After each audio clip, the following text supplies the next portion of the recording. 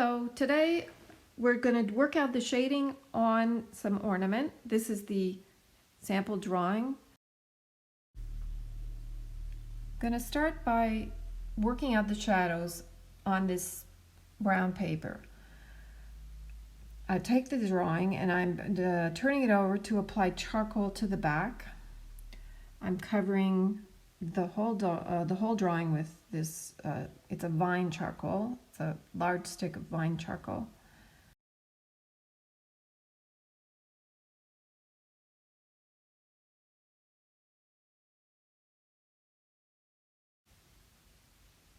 Okay, now I turn it over and I'm going to trace through onto the paper. I'm using a stylus. You can use a hard pencil, that's fine. That works too.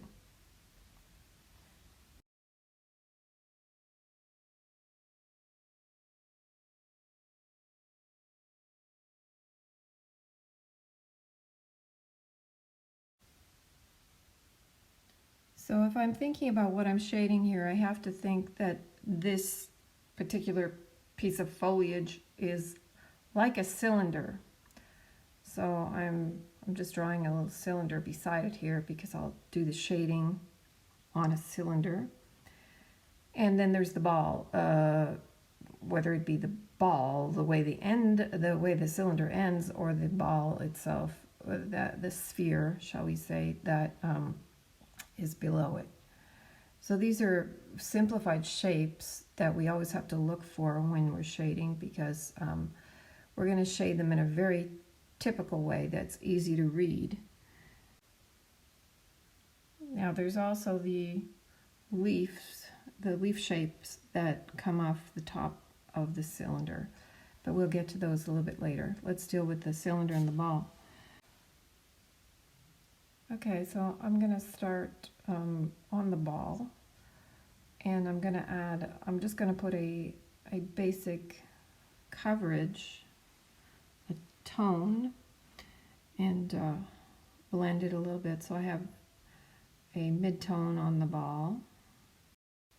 In this case, the first thing I'm going to do is I'm going to remove some of the mid-tone to make the lighter mid-tone and eventually a highlight on the ball. So again, I'm blending it a little bit, and I'm using a kneaded eraser to clear out some of the charcoal.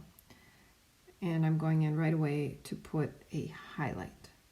And you'll notice that a highlight is sitting on the brown of the paper and not right next to the charcoal. So I've got a progression of tonalities, which includes the tonality of the paper. So it goes from highlight to light mid-tone, which would be the tone of the paper, then a slight shading, which is the first layer of charcoal, and then I've added a darker tonality of charcoal. That tonality, which I'll go and reinforce again, that dark is on the side that's away from the light, but it is certainly not sitting right on the edge. The darkest point is slightly inside the edge of the ball. And that's because it's spherical, we can see a little bit of the light coming around the other side. So that leads to a slight lightening of tonality, not as much as a highlight. So as you can see here, I'm doing the same thing to the sphere. I'm adding a basic mid-tone. I'm going to blend it with the blending stub. That's just rolled paper. You can buy those if you don't have one. So same thing, I'm removing some of the charcoal to make a light mid-tone and eventually a highlight. And like the darkest dark, the brightest highlight is not sitting right on the edge of that cylinder. I'm going to leave some of that darkened tone, and I'm going to blend everything so the transition is soft.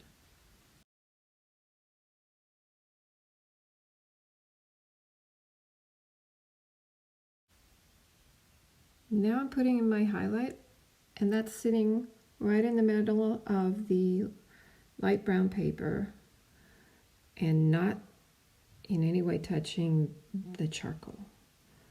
So we have the progression through all the tonalities.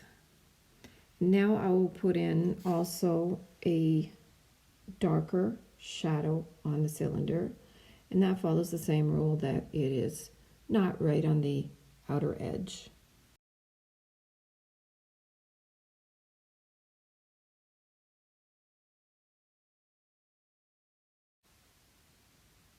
Now that I've shown you the basic sphere and cylinder standardized, let's call it standardized shading, I'm going to apply that to the foliage.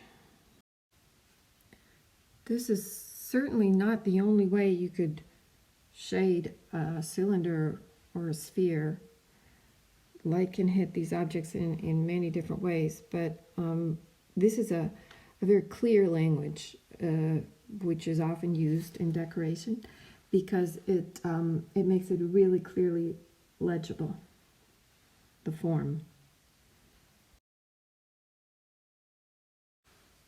So it's starting to take shape. Another type of shadow to add to really have the form come out are these are actually cast shadows.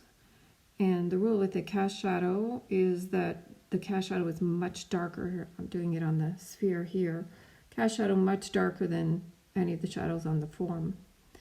And it gives a nice emphasis to your forms, and it's a good shadow to remember to include when you're working on this type of ornament.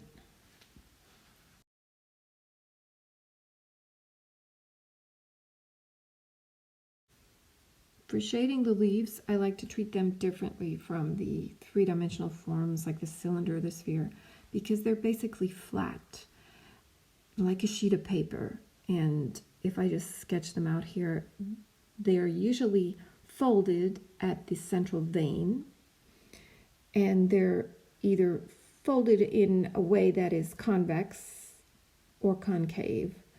And one half of the leaf is generally getting light, and the other half is generally in shadow, if the leaf is straight. Curling leaves can come later, but to get the basic concept, this one is lit concave, convex, and you can see that the distribution of the light is basically one side lit, one side dark.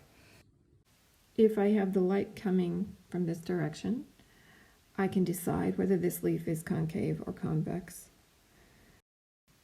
In this case, I will make the shadow on this side against the light, so I'm making this concave if the light is coming as indicated by the arrow.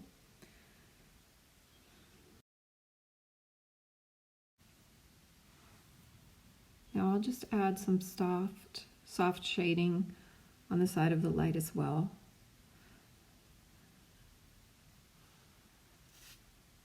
Basically maintaining it as a light side, but adding some softness. Reinforcing the shadows on the shadow side, making them a little bit deeper in the deepest part of the concave spine. The opposite leaf, I will make it convex, folded in a different way so that it's catching the light on the left-hand side, let's say.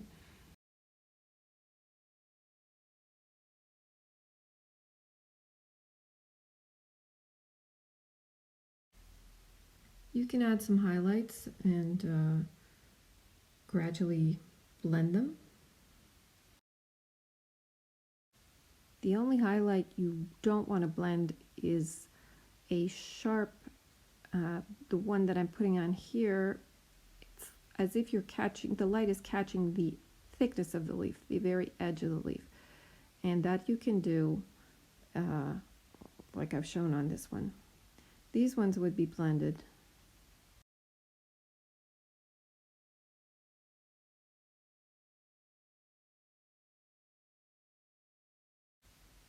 Light comes from one side, and we can start these ones off by just putting in a basic tonality. These are half sections of the leaf, one on each side. The other half presumably is folded behind.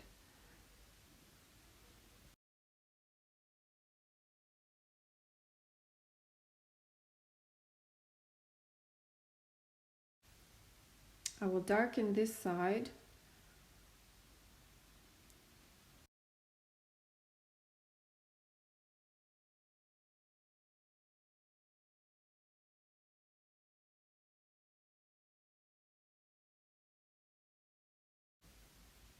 So we have one leaf side that's shaded dark and one that's a lighter mid-tone.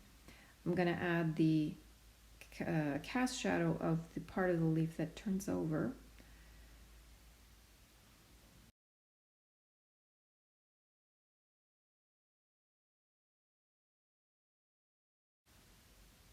Adding some highlight on the part of the leaf that turns over.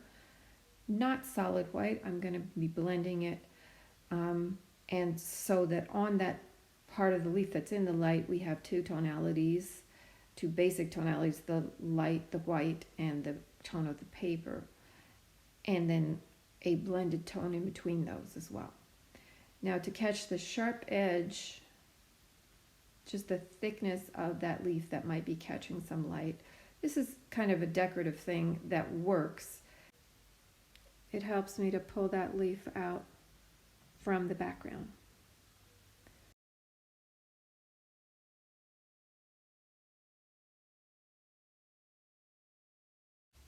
I'm doing the same with some darker lines. That could be the thickness of the leaf as well, and it gives me some emphasis to bring out the leaf. Because basically leaves, you have a one tonality over a large part of the whole surface. There should always be little variations, never like a solid color, but there are large areas that are basically the same tonal value. So these little highlight lines, which are catching the edge of the leaf, help in a decorative sense to give emphasis and to bring out the shape. Okay, so when it's finished, you see I just added the little ball on the curling leaf, and I also lightened the tonality of the leaf as it turns back towards the light somewhat, and emphasized the edge of it. You can watch the second and third parts on how to complete this ornament in the following videos.